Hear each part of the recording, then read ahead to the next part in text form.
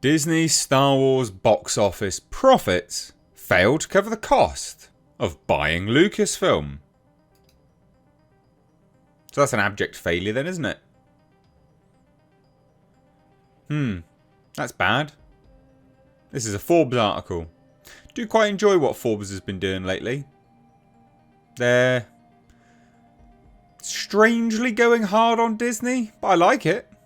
It's fascinating stuff. It makes for great reading. It's also, I mean, it's literally things we've been saying, but it's just great to be sort of vindicated on it. Have it appear here for all to see. And, you know, as much as we say it, we're only, I say we, you know, YouTube commentators. Forbes adds a little bit more of a legitimate eye in the broader terms. So it's good that they do it. It's good that they say it. So this is a article from 2 days ago. And it's from Caroline Reed. She's been doing some great sort of exposés, I guess, on Disney. So let's take a look. Hit subscribe if you're new here, folks, and turn the bell notifications on. Follow me over on Twitter as well, at Misleading Reviews. But it says this. So box office profits generated by Disney's Star Wars movies have fallen $2.8 billion short of covering the media giant's purchase of the sci-fi saga's creator, Lucasfilm. So according to an analysis of recently filed financial statements. So this is profit, which is kind of important because you can, like, you buy something, you think how to spend more money, obviously developing the films, and the profit of all of that has to cover the profit.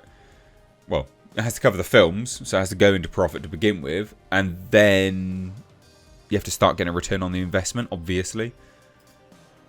I mean, that would make sense, wouldn't it? You'd think you would be getting a return on investment anyway. You would like to hope.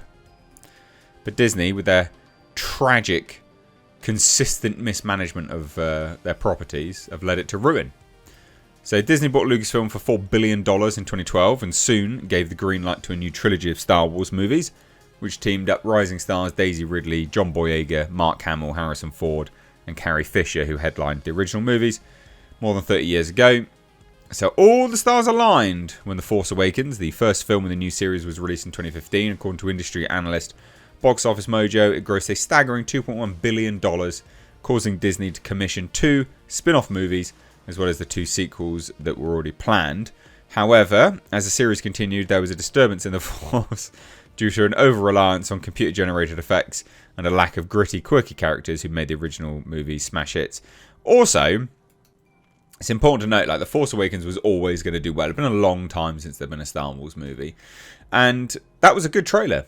The Force Awakens trailer was good. I remember that. It was a good damn trailer. Or damn good trailer. So it was intriguing. Like, yeah, I think people were ready for it. And boy, oh boy, did they squander it. Oh my god. Squandered all that goodwill. So, in 2019, The Rise of Skywalker, the third installment in the new trilogy, hauled in around half as much at the box office as The Force Awakens, though the series soon had a renaissance just a few weeks before the first case of COVID-19 was discovered in December 2019. Disney debuted its first Star Wars streaming series, The Mandalorian. And that's the only thing which has actually been successful lately, is The Mandalorian, nothing else. So it was an instant success thanks to unlikely pairing of its protagonists. The series is named after a gruff, armor-clad bounty hunter played by Pedro Pascal, who's tasked with tracking down the family of a pointy-eared green alien called Grogu. And they didn't think it was going to be a success either. So they greenlit this series, and they didn't think it was going to be a success. Do you remember how long it took Grogu toys to come out? If you thought it was going to be successful, you'd have had them ready to go. It took months. I think it took about 6 months to a year after the release of Season 1 of Mandalorian. I'm very much certain of that. It was a long bloody time. So, photos of the cute character went viral because of its resemblance to Yoda. The timing couldn't have been better, as it thrust the Mandalorian into the spotlight just as the world went into lockdown. Viewers were stuck indoors for the majority of the following year, leading to a surge in subscriptions to Disney Plus streaming platform. So The Mandalorians were watched more than any other show, and according to Nielsen, it racked up 5.4 billion minutes of viewing time during its 7-week run, peaking at 1.2 billion during the week its finale aired. It didn't just appeal to fans, but critics too. Yeah, it was well liked all round. So 92% rating on Rotten Tomatoes. So that was good. Industry liked it as well. Nominated for 6 Primetime Emmy Awards, 42 Primetime Creative Arts Emmy Awards, and it won 15 of them. So then got the Book of Boba Fett, which was not particularly good. No. And then more Mandalorian, which is diminished in quality for sure. And then now we're getting a movie, The Mandalorian and Grogu, which I've said many, many times is that The Mandalorian and Grogu should have come out alongside The Mandalorian or around that time, right? This was like season 2 level stuff. Shouldn't have done it what will be season 4. You know, now you've kind of squandered all that goodwill that you did have. But they'll make some money from that, I think. But interesting. So it says here, the declining interest in Disney's initial trilogy of movies seems like a distant memory, and the mouse has made the most of it. Last month, Disney released a 67-page presentation singing the praises of Bob Iger. This was to get people to back Bob Iger rather than Nelson Peltz. It worked, even though Disney stock is still down, just as an FYI. So Disney stock, I mean, it's still down from what it was by like $10. It's quite a lot. So there you go, still down.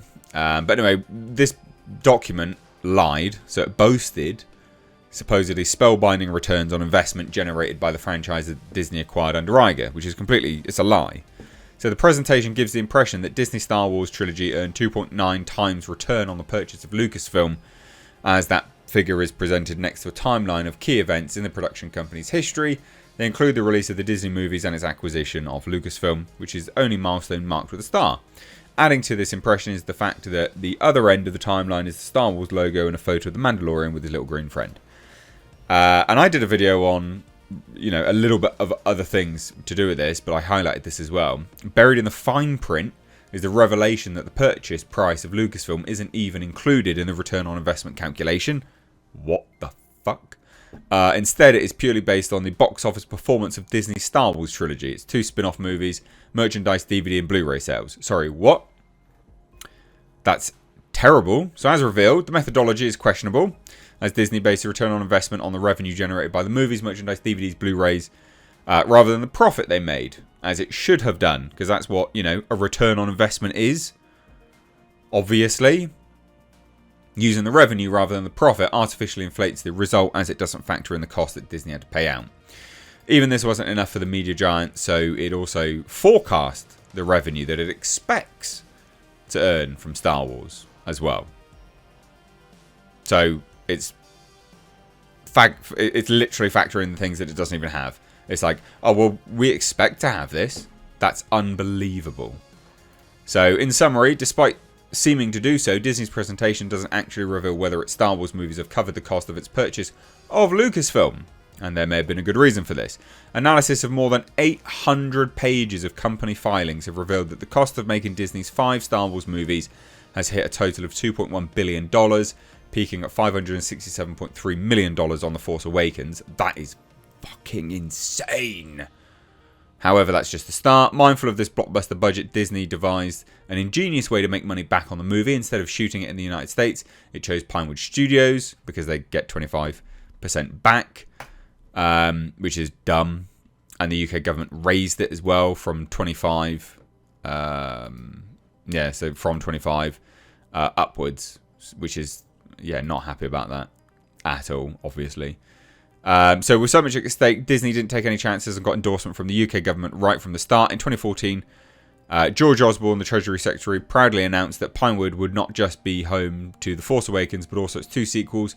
This will mean more jobs and more investment, he said. It's great news for people working at Pinewood Studios, from the set designers to the carpenters. But the rest of the country's seen none of that, so not quite sure what's going on there.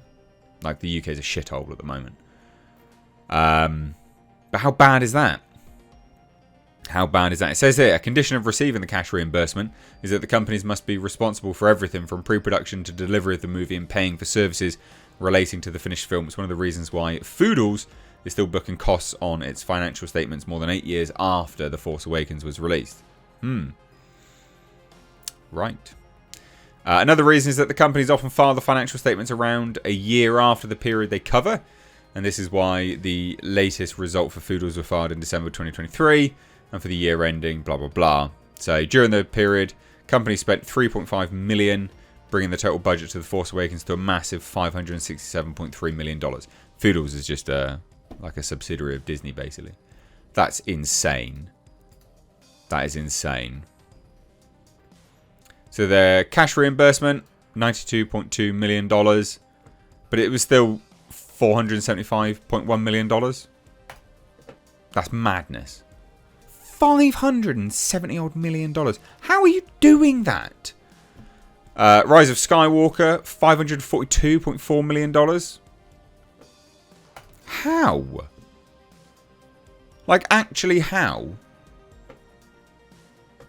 So theatre chains typically get half the take-ins, remainder going to the studios, deducting the $475.1 million net cost of The Force Awakens from Disney's share of the box office, leaves a blockbuster profit of $559.6 million, which is good. It's 1.2 times its net costs, giving Disney a 1.2 times return on its investment. Sure.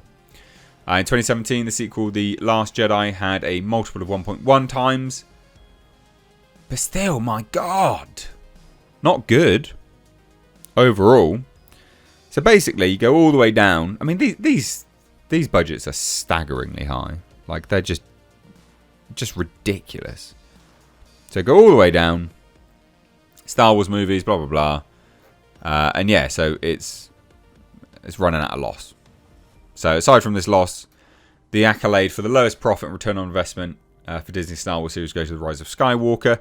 Even though the financial statements reveal that its costs were below the production budget, its $112.4 million bottom line brings the total net profits from Disney's 5 Star Wars movies to only $1.2 billion. So they're $2.8 billion short of purchase price of Lucasfilm. So they've spent billions to only get $1.2 billion back. And some of that money was from cash reimbursements. That's embarrassing, isn't it? My God, how bad is that? But remember, Bob Iger, second coming of Christ, second coming of Christ. Thoughts down below. Take care. Bye-bye now.